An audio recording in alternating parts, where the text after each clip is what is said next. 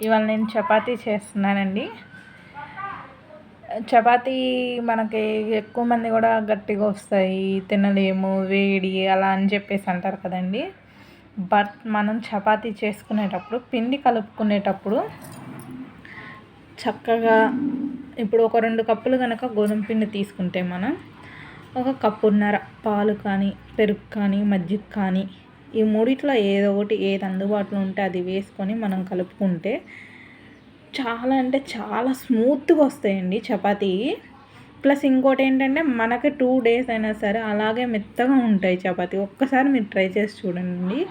నేను ఈ ట్రిక్ చేస్తున్న కాడ నుంచి కూడా ఎప్పుడు కూడా మిస్ అవ్వలేదండి. అలాగే వస్తున్నాయి యాజ్ ఇట్ ఈజ్గా సేమ్ మెత్తగా పొరల్లాగా మంచిగా వస్తుందండి.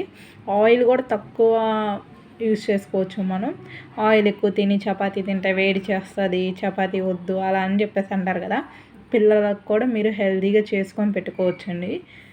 ఒక్కసారి నేను చేసి చూపెడుతున్నాను, మీరు చూడండి. మీరు కూడా ఒకసారి ట్రై చేయండి. మన హ్యాండ్తో అయినా చేసుకోవచ్చు, స్టిక్తో అయినా చేసుకోవచ్చు. ఇలా కలుపుకుంటే కనుక హ్యాండ్తో అయినా కూడా స్మూత్గా చేసుకోవచ్చండి. స్మూత్గా వచ్చేస్తుంది. ఇలాగా నేనైతే ఆయిల్ కూడా వేయనండి. ఆయిల్ వేయకుండానే కాలుస్తాను. ఇన్ కేస్ మా వారు కనుక ఆయిల్ వేసి కాలు అంటేనే కానీ నేనైతే ఆయిల్ ఎక్కువ యూస్ చేయనండి.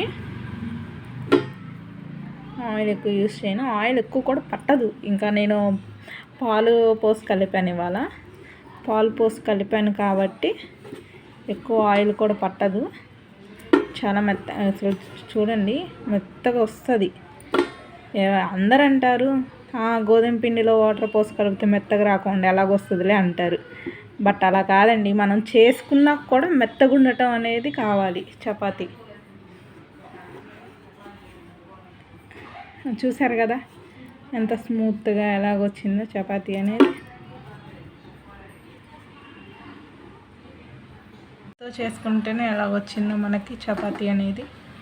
చక్కగా మనం దీన్ని తీసుకొని ఆయిల్ లేకుండా కాల్చి చూడండి. ఆయిల్తో అలా తినలేకపోతే కనుక ఇంకోటి నెయ్యి వేసుకొని కూడా కాల్చుకుంటే హెల్త్కి ఇంకా మంచిదండి. నెయ్యి కూడా యూజ్ చేయవచ్చు మనం కదా. నేను ఎలాగైతే చేసుకున్నానో మీరు అలా చేసుకుంటే ఇప్పుడు నేను ఏ విధంగా ఆయిల్ లేకుండా చేస్తానండి. ఎంత స్మూత్గా వస్తాయో చూడండి. చపాతీ అనేది చాలా అంటే చాలా స్మూత్గా వస్తాయండి. సింపుల్గా అయిపోతుంది. ఇంకొకటి చపాతీ చేసుకునేటప్పుడు మనకి ఆవిరి అనేది బాగా ఎక్కువగా వస్తుంది కదా. కొంతమంది చపాతీ అవన్నీ చేయలేక కాలవలేక ఎందుకులే ఇదంతా అని చెప్పేసి అనుకుంటారు.